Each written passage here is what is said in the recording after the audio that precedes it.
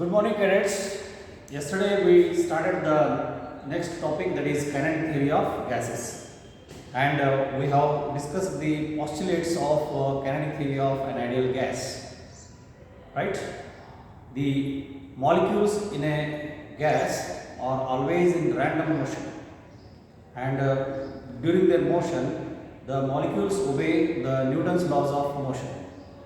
Before they collide with another particle, another molecule, they will travel with a constant speed, right? That is Newton's first law of motion. And the weight of the molecules is neglected, right?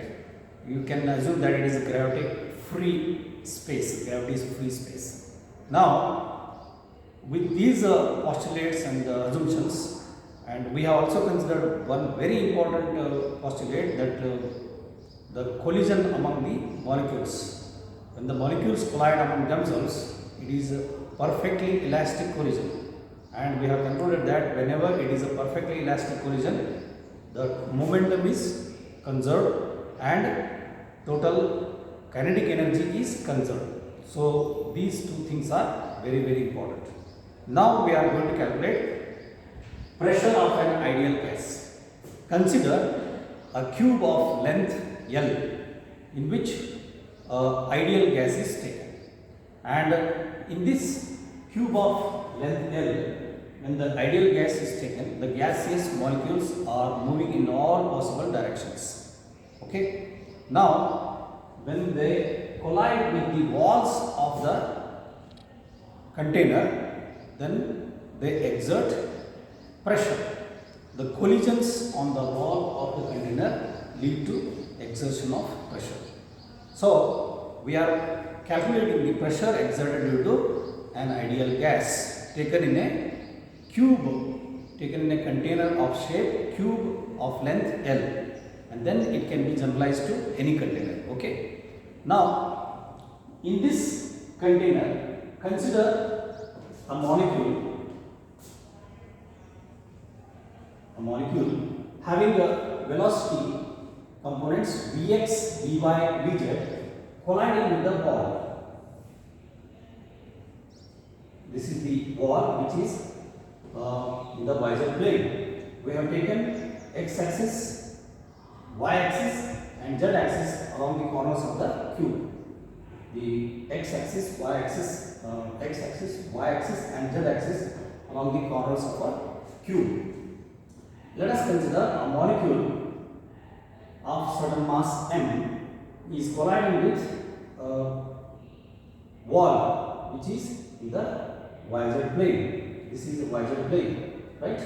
When it collides, it is going to be perfectly elastic collision. It rebounds. Suppose Vx, Vy, Vz are the components of the molecule colliding with the wall. After collision, you see Vx, Vy, Vz, these are the components. Vy, Vz components. Vy is along y-axis, Vz is along z-axis. That is z component of velocity. Vy is y component of velocity. Vx is x component of velocity. After collision, since it is elastic collision, Vx becomes minus Vx. Change of sign take place. Minus Vx, Vy, Vz. And y component and z component of velocity do not change. Okay. So we are considering one molecule of this nature which is colliding with the plane, yz plane of the cube of this particular wall, and in a time delta t. Suppose it is taking time delta t to collide with this. Okay. And the area of this cube, whether it is along yz plane or any other plane, area of the cube, surface area of the cube, surface area of the plane of the wall, planar wall area, A is equal to L square. Now consider a molecule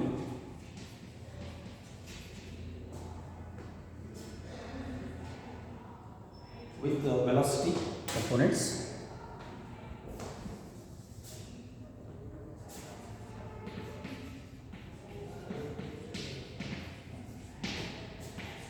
Vx, Vy, Vz colliding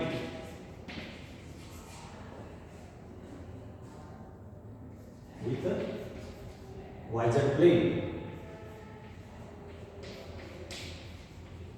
So this is the YZ plane, right? In time delta t means it takes time delta t to reach this wall. So time is delta t taken by the molecule to reach this wall in time delta t. Then velocity after collision, since collision is elastic collision,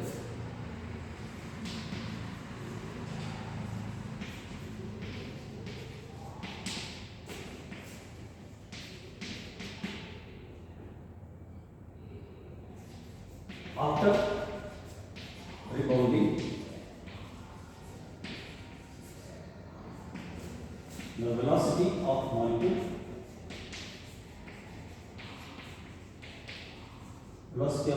becomes minus Vx, Vy, Vz. Vy, Vz do not change. Here y component of velocity, z component of velocity do not change. It means we are now considering molecule which is moving along x-axis, which is colliding with YZ plane. Okay. Now we can calculate what is the change in momentum. So we know that change in momentum will be mass into velocity. Momentum gives us mass into velocity. Change in momentum is calculated as final momentum minus initial momentum. Difference in final momentum and initial momentum gives us change in momentum. Thus,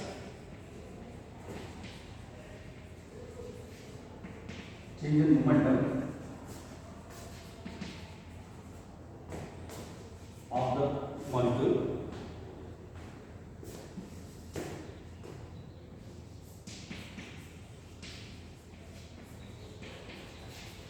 due to collision is equal to minus m dx, because after collision it has become minus dx. So final momentum becomes minus m dx minus initial momentum minus m dx. Therefore it becomes minus 2 m dx.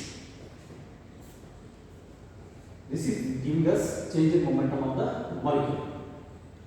Now, using conservation of momentum, momentum imparted on the wall can be plus of 2 mvx.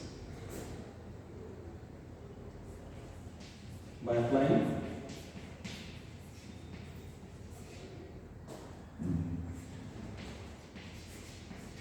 law of conservation of momentum,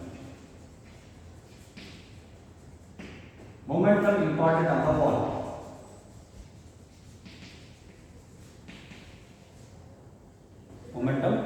imparted on the wall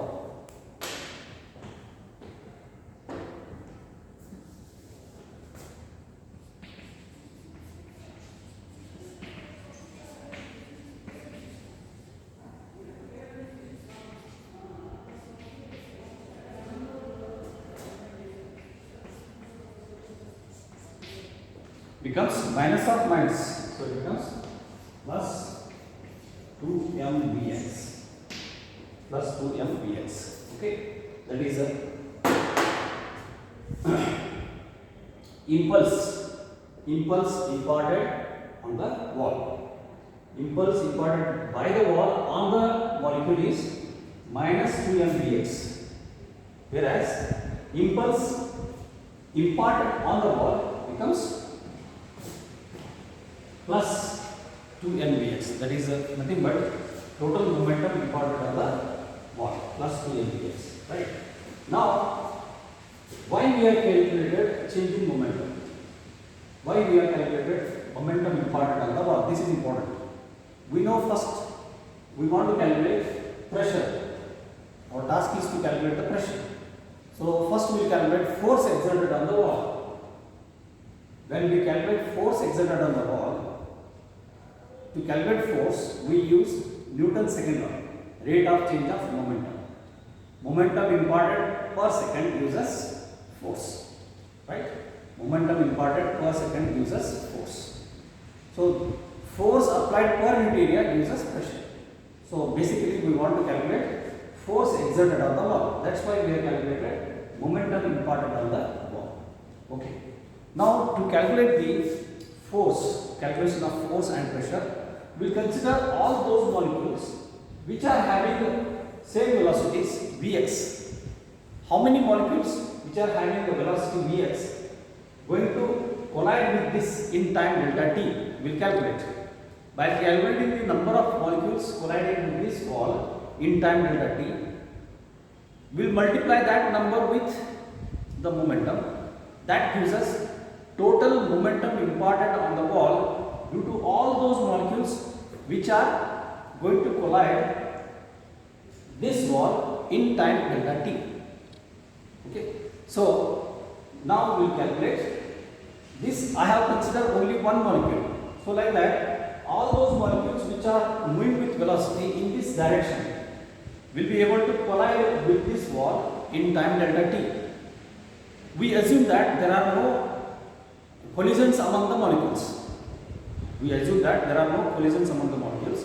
We assume that molecules are colliding with the wall alone, and the entire density of the gas inside the container is same. Okay. We will calculate force exerted. To calculate force exerted, we need to calculate momentum imparted on the wall per unit time. That is momentum imparted on the wall per second. Rate of change of momentum gives us force. So now we will calculate force exerted on the wall by all those molecules which are reaching this wall in time delta t.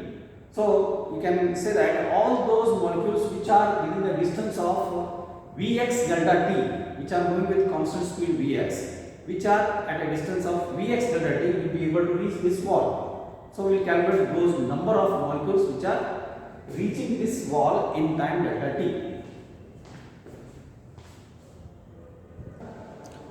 In a small time delta t, a molecule with x component of velocity Vx will hit the wall if that molecule is within a distance Vx delta t. I think you got the point. If it is away from the wall, then it will not be able to hit the wall in time delta t. So a molecule with the velocity component Vx will be hitting the wall if it is within the distance Vx delta t. Now we will calculate how many number of such molecules are there within that distance Vx delta t. So that can be calculated. Then number of molecules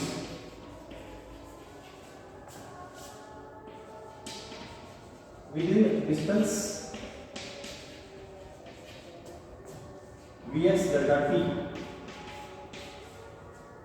If we calculate this number of molecules within this delta t, those will be able to hit the wall in a time interval delta t. Number of molecules within the distance Vx delta t can be calculated as, here, distance is Vx delta t and the number of molecules in that volume we have to calculate. What is the number of molecules within that volume can be calculated. So first we will calculate volume. Volume will be A Vx delta t. This volume multiplied by number density. Multiplied by number density. Number density is number of actual molecules per unit volume. So these many number of molecules will be able to hit the wall which are within a distance Vx delta t in time delta t. So number of molecules within the distance Vx delta t is volume. This gives us volume within that short distance delta t, where A is the area, and you can just look at this.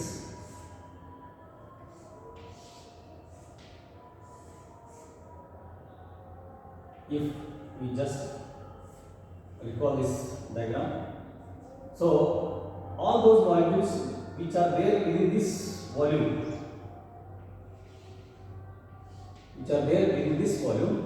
will be able to hit the wall. This is how we calculate the within this volume, which whatever number of molecules are there will be able to hit the wall, right? So number of molecules within the distance Vx delta t I have calculated as actual volume, that is area into Vx delta t. This distance is taken as Vx delta t. Area into Vx delta t gives us volume. That volume multiplied by number density, number of molecules per unit volume, gives us the number of molecules hitting the wall, right? But in this volume, you see some of the molecules are moving towards the wall and some of the molecules are already moving away from the wall after hitting. So you will get the total number which are moving towards the wall as well as the number which are returning from the wall after hitting. Therefore, on an average, we can take half the molecules are reaching the wall and half the molecules are moving away from the wall. So out of these numbers which are going to hit, only half of the molecules will be able to hit the wall. On an average, only half of number of these molecules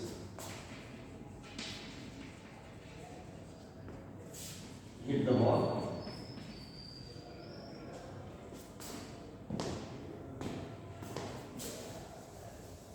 Half the molecules, on average, okay, only half the molecules hit the wall, since half of them are moving towards the wall, and remaining half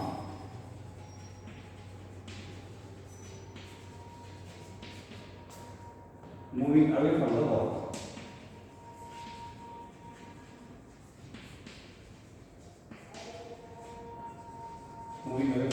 Therefore,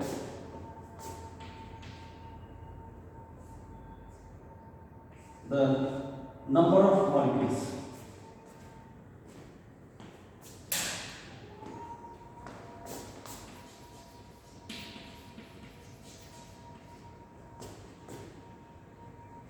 hitting the wall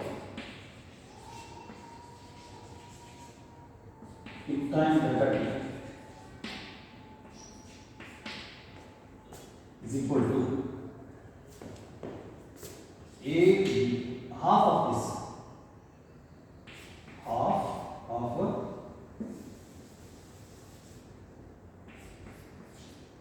AVx delta t, AVx delta t. This n by v will take small n, where small n is equal to n by v is called is number of molecules per unit volume.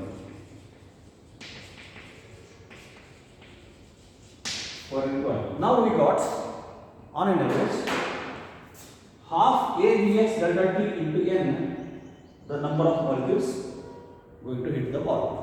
Okay.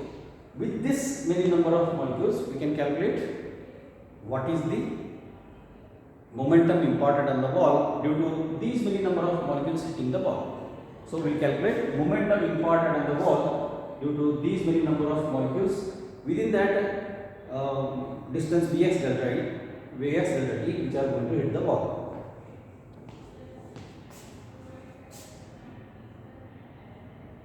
Now once we get the total number of molecules hitting the wall, then we can calculate what is the total momentum imparted on the wall. Per molecule we have momentum imparted is equal to 2 mvx. 2 mvx is momentum imparted due to one molecule. Therefore, momentum imparted due to so many number of molecules within the time delta t. So multiply by this number, half avx delta t, avx delta t into n. So 2 cancels. So thus it becomes mn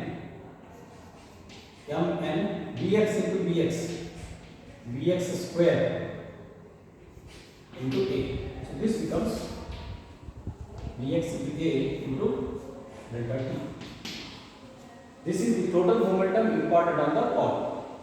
Now once we get the total momentum imparted on the wall, we have just taken q as the notation. You know, we cannot take p here because p is notation for pressure. So actually notation for momentum is p, but it's going to be confusing. P is a notation for pressure in our thermodynamics or kinetic theory of gases. So we will just take q to denote the total momentum imparted. Mn vx square a delta t, where n is the number density of molecules and m is the mass of each molecule, right? Now we will calculate force. Therefore, force exerted on the wall, F is equal to Q by delta T. Force is equal to change in momentum per unit time. Momentum exerted divided by time taken. Momentum divided by time taken according to Newton's second law. So we get, according to Newton's second law, momentum divided by delta T gives us force. So if you divide this mn vx square a delta t divided by delta t cancels. So mn vx square a gives us force. Now we can calculate. Therefore, pressure exerted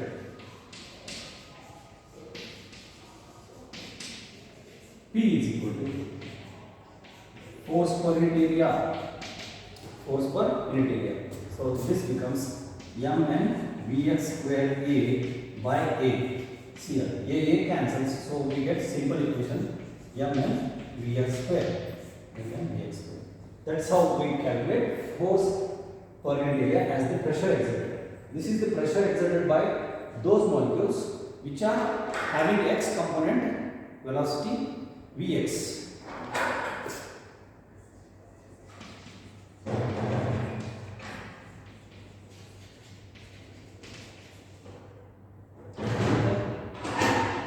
Vx as x component of velocity.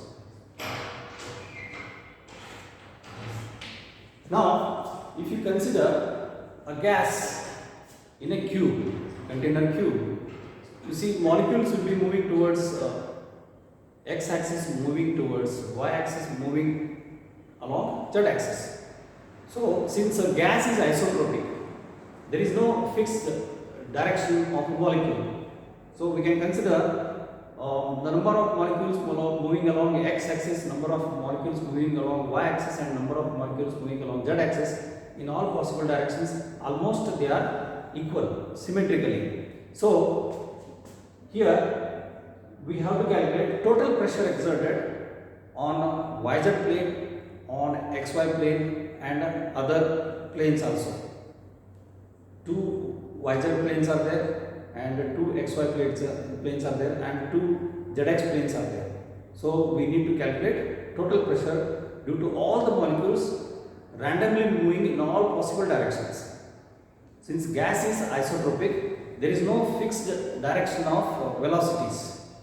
So we can consider symmetrically the group of molecules moving along the x-axis, group of molecules moving along y-axis, and group of molecules moving along z-axis almost same in number, since it is a isotropic and having uniform density, right? Then we will be able to calculate the average of these speeds, average of these speeds. So here itself you see, when we have considered the molecules having a velocity Vx, some molecules may be having velocity Vx, velocity greater than Vx, some molecules may be having velocity less than Vx. All those molecules will be able to reach the wall in time delta t, right?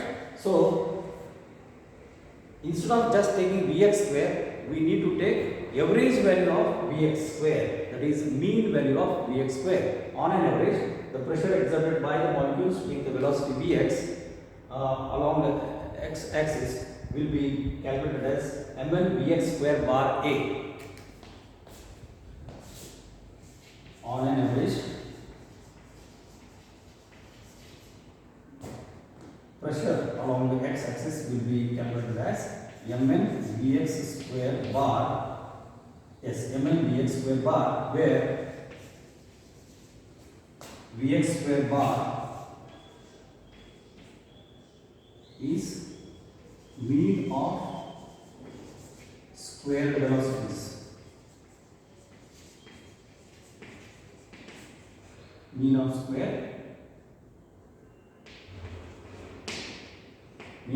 of velocities. Okay, now we calculate total pressure due to group of molecules moving along z-axis and group of molecules moving along y-axis also. So that we will calculate, we will be able to get the total pressure.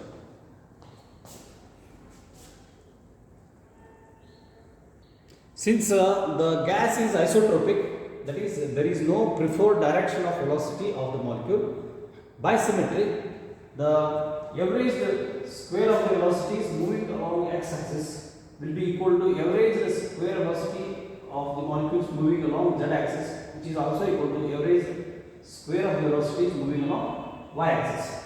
So by symmetry, we can write Vx square bar means mean, is equal to Vy square bar is equal to Vz square bar, which is taken as equal to 1/3 of V square bar, where V square bar represents average of squared velocities.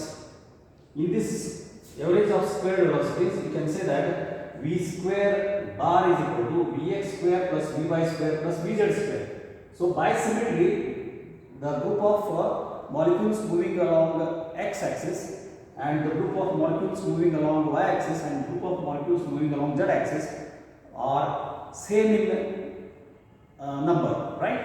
Therefore, we can take, because we can just write, because V square bar is equal to Vx square bar plus Vy square bar plus Vz square bar. So we can take Vx square is therefore equal to Vy square is therefore equal to Vz square.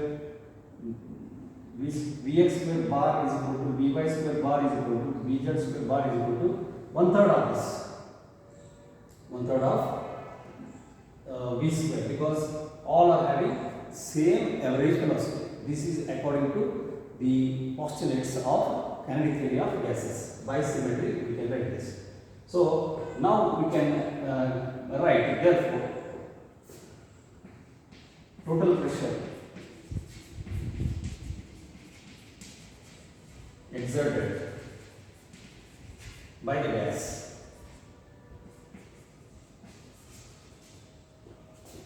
P is equal to, as we got mn Vx square bar there, mn Vx square bar. P is equal to mn Vx square bar in this here. So we can write mn Vx square bar is equal to 1/3 of V square bar. Therefore it becomes 1/3 of mn V square bar.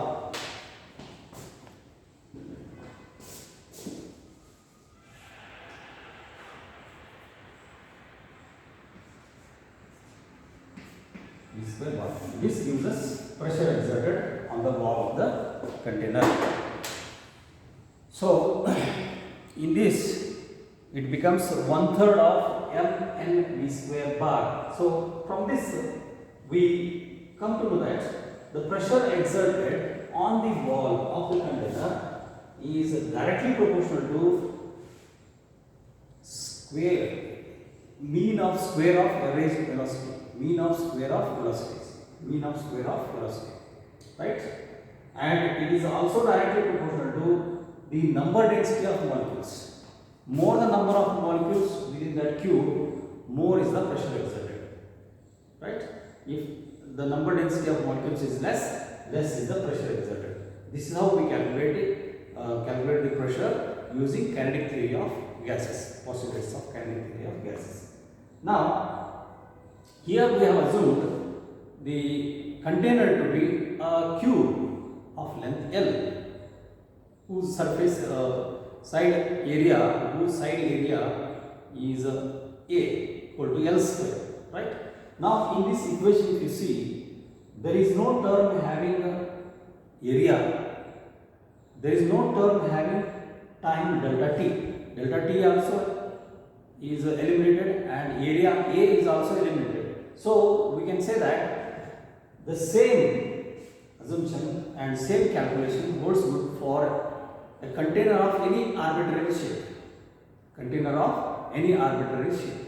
So, although we have assumed container to be a cube of side length L with the side area A equal to L square, since there is no term A here and there is no term delta T, we can apply the same equation. We can generalize this equation for pressure exerted by gas in any container. And using Pascal's law, we know that pressure exerted on any part of the wall at a particular level, at any level, it is always same throughout. Pressure exerted by a uniform fluid taken in a container, it is always same in all the directions. Therefore, irrespective of the shape of the container, the pressure exerted will be 1/3 times mn v square bar. Okay, it does not depend on the type of container. So, this pressure exerted by gas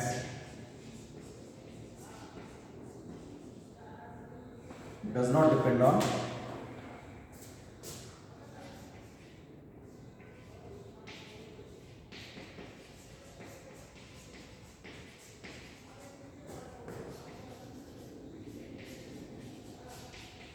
shape of the container, because it depends only on number density of molecules and it depends only on mean of square velocities. Therefore, pressure is independent of the shape of the container, right? Okay. Now we'll see the next aspect, that is kinetic interpretation of temperature. Now we study kinetic interpretation of temperature. How temperature can be expressed in terms of the kinetic energy. That's what we are going to see. We got the pressure exerted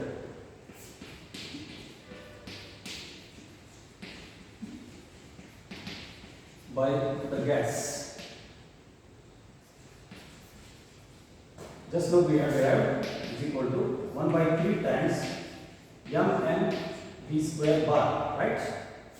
Where n is number density of molecules,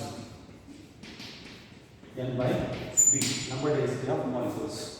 Now multiplying both sides by volume v, multiplying by v on both sides, then we get PV equal to 1/3 mn capital V into V square bar, where capital V is the volume, right? Now we will substitute what is the value of n. N is equal to capital N by V. Thus it becomes 1/3 m into n by V into m into n by V into V into V square bar. V cancels. Thus, therefore, PV is equal to 1 by 3 N 1 by 3. I will write N first. 1 by 3 N M V square bar. So that if I multiply and divide by 2, we will get M V square by 2, which gives us average kinetic energy, right? So, the next step, multiplying and dividing by 2.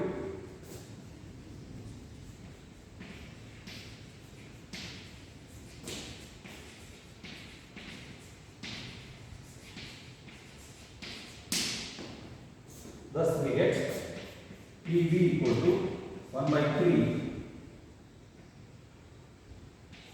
into 2 N into M V square by 2, multiplying and dividing by 2, so that this 2 I am not taking below M V square by 2, so that I can write this as average kinetic energy into 2 N by 3. So I can write it as 2 by 3 times N into M V square by, this is average internal energy, where half M V square bar is average kinetic energy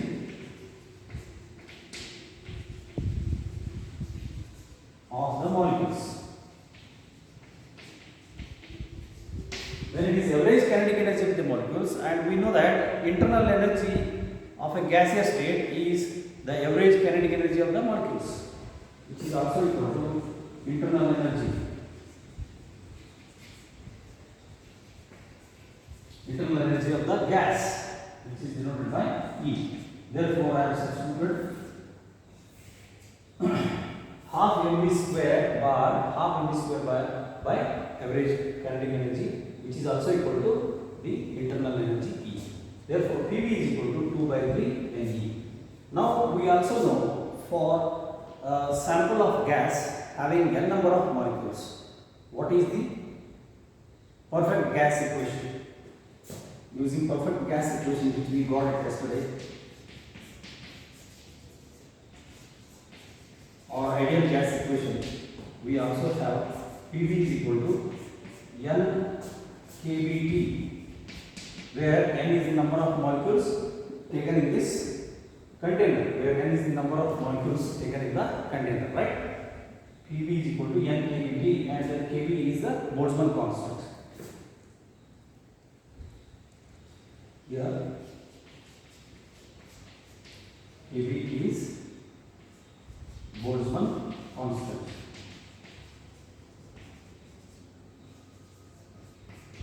Yesterday we have discussed Boltzmann constant is equal to kB is equal to 1.38.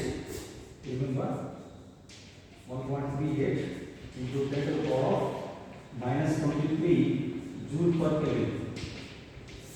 That is the constant value, right? Now you see, compare these equations. PV is equal to 2 by 3 Ne and PV is also equal to N kBT. So equate the right hand sides. So using these equations, 1 and 2, using 1 and 2,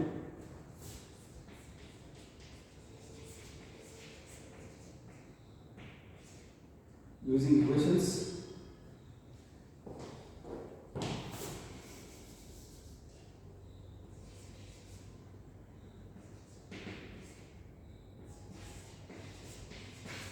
you can write that 2 by 3 N E internal energy is equal to N kBT. N kBT. Therefore, take this 2 by 3 to the right hand side and you see N cancels. N cancels on both sides. Therefore,